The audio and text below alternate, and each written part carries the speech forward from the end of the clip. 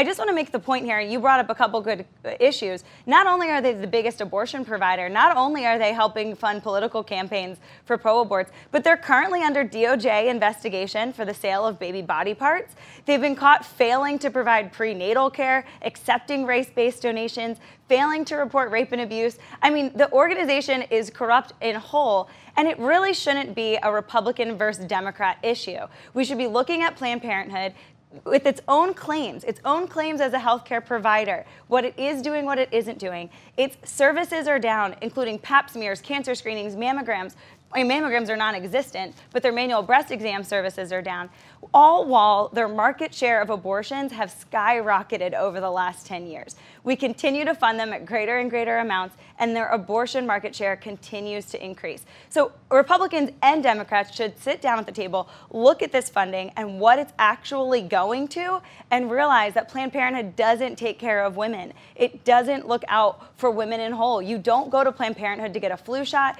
You really go there to get an abortion. They'll say it themselves, so just look at their own marketing. Right, because what's the statistic in their own annual report that 90% of pregnant women who walk into a Planned Parenthood walk out having had an abortion? That's not holistic prenatal care or holistic pregnancy care. That is an abortion business for profit. Going back to the tax money thing just for a second, you can correct me if I'm wrong here. I believe the vast majority of Americans, including people who are pro-abortion, agree that taxpayer money should not be used to fund abortions directly. Most people, aside from the fringe left, the pro-abortion crowd, agree with the Hyde Amendment, which prohibits direct funding of abortions by taxpayer money. And I think if this is messaged correctly, if this is communicated to the American people, keeping fungibility of money in mind, that most people, even Democrats, even people who are pro-abortion, would say, oh, that's pretty much the same thing. It's just an accounting gimmick. Well, speaking of the Hyde Amendment, that's going to be on the table come January when these pro-abortion politicians come to Washington, D.C. I mean, for those who don't know, that separates taxpayer dollars, like you said, from going towards abortion services. And that's still on the books, but Planned Parenthood ran a whole campaign about ending Hyde, say no to Hyde.